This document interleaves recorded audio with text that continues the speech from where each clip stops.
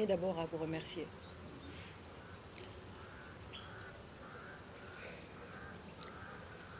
Parce que c'est dommage, nous,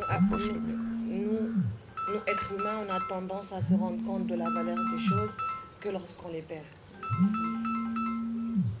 Et aujourd'hui, tout le monde a des regrets. Que ce soit moi ou Aïcha, même pour un coucou qu'on aurait pu lui passer parce qu'il était haut là-bas au 4e et de monter c'était des fois difficile. Je me mettais en bas et je lui envoyais un bisou. Et on en arrive à regretter des moments pareils. On se dit pourquoi je ne suis pas restée plus longtemps. Pourquoi j'ai pas fait l'effort de monter les escaliers. C'est des choses qui arrivent. Il n'était pas prévu qu'il meure. Enfin, en tout cas, nous, on ne l'avait pas prévu. Peut-être qu'il meurt, oui, mais pas maintenant. Et c'est des choses qui échappent à notre contrôle. Et on accepte. Parce qu'on est des êtres humains. Et la vie est faite d'épreuves. Et ça en fait partie. Parce que perdre quelqu'un qu'on a connu depuis notre naissance et se lever du jour au lendemain et apprendre à vivre sans lui, c'est difficile. Mais ça aurait pu être beaucoup plus difficile s'il était un autre type de père. Il a fait de nous ce que nous sommes. Il nous a donné les outils nécessaires. Il nous a accompagnés et il est parti dignement comme il a vécu. Et je peux qu'être fière d'être sa fille.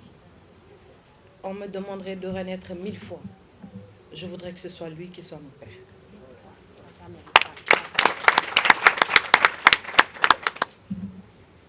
Seulement, il y a des leçons à retenir. Je vais le dire en wolof. Bi njëkk mooy loo xamul baatin ba fu mu toll dangay maandu ci àtte zaahir si te ñun àtte zaahir daf ñoo yomb te nit fi muy jëfee ak fi muy tuubee nit mën na koo bañ a fekkee te bu dul dara sax nit ku ne digganteem ak boromam kon ñun ñëpp war nañoo góorgóorlu ci bu dee dañ ne dañ koo sopp ñu jàng maandu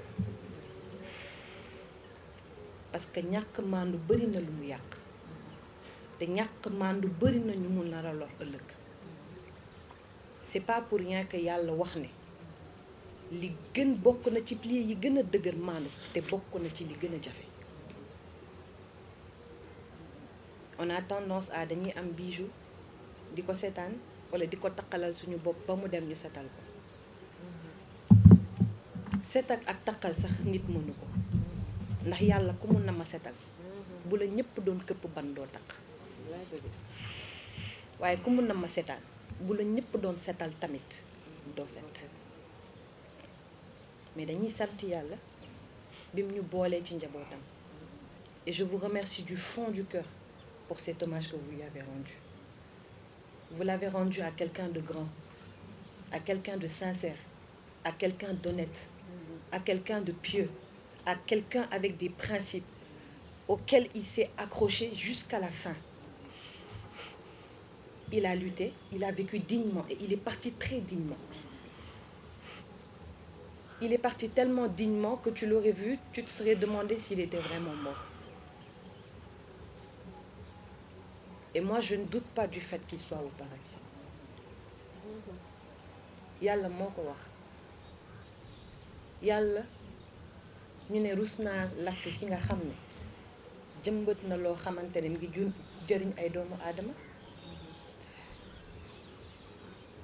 bàyyi na fi xam-xam boo xamante ne ay nit ñi ngi ciy jëriñu ba jur na doom ju koy ñaanal te bu dee loolu rek mooy yóbbu nit àjjana ma xam ne du tàdde fenn parce que ñett yëpp jël na ko mëtal bi mu làqoo xawma ñaata jàkka lañ ñu ñëw wax ñu ne moo ko tabax te xamuñu ko ñu ñëw ñu ne daf ñu waxoon ñun moom ak yàlla te comme dee na dañ koy seedeel njabootam te loolu moo ñu gënal leneen te ku sañoon am bàyyi bu mel ñun dañ koy sant dañ koy gërëm parce que amuñu fayam parce que ki la yar def si yow diine mënoo am fayam ki la yar def ci yow valeur yi tax foo romb ñu respecté la kenn amul fayam ki la yar te utalu la sens interdit kenn amuloo fayam ki la yar te ki nga xam ne boo nee doomam laa kenn du la ciipatu baa kenn du la xeeb kenn amul fayam. Thione Seck benn la woon te dootul amati Thione dem na te dootul ñëwaat bëgg njaboot ku mu jur ak ku mu jurul ñépp la yemale nekk nit boo xamante ne xam nga lu gën a jafe ci artistes yi léegi Sénégal dañuy yor téléphone nga woo leen duñ la jël nga message leen ñu lire ko duñ la faale wala ñu toog ay weer duñ ko lire mais Thione téléphone am heure boo ko woowee mu décroché la même su jàppee su gisee sa téléphone da lay rappelé te loolu yombul mu nekkoon nit ku julite nekk nit ku maandu nekk nit ku ragal yàlla nekk nit ku yar njabootam Papa Thione boo dul julli doo nekk kër parce que moom ci loolu rek lay dox ci dëggu ak sincérité du waxal nit lu ko neex ci àdduna kon Dramé lii nga def dafa rëy man depuis bi ma ko gisee ci groupe bi ba léegi dama ne Abdou Salam mun am ko Dramé def na lu rafet parce que ku toll ni Thione turam warta fay ci Sénégal parce que lu mu sonn rek réewam moo tax Thione musul dem Europe yàgg fa musul dem fenn fu mu nekk rek du demee day ñëwaat Sénégal fekk nekk ci biir njabootam nag maa ngi nuyu Dafe grand Dafe kontaan nañu mu ngi mel ni Mapenda moo toog fii macha allah représenté nga famille Seckène yëpp parce que Bintu mu ngi nii mënul wax mu ngi jooy Fat Bintu mu ngi jooy Aïcha Rasoul mu ngi jooy macha allah mu nekk nit ku gëm yàlla lu mu am yonent bi da ko tuddee moo tax suñu naan musique dafa aram man gëwuma loolu.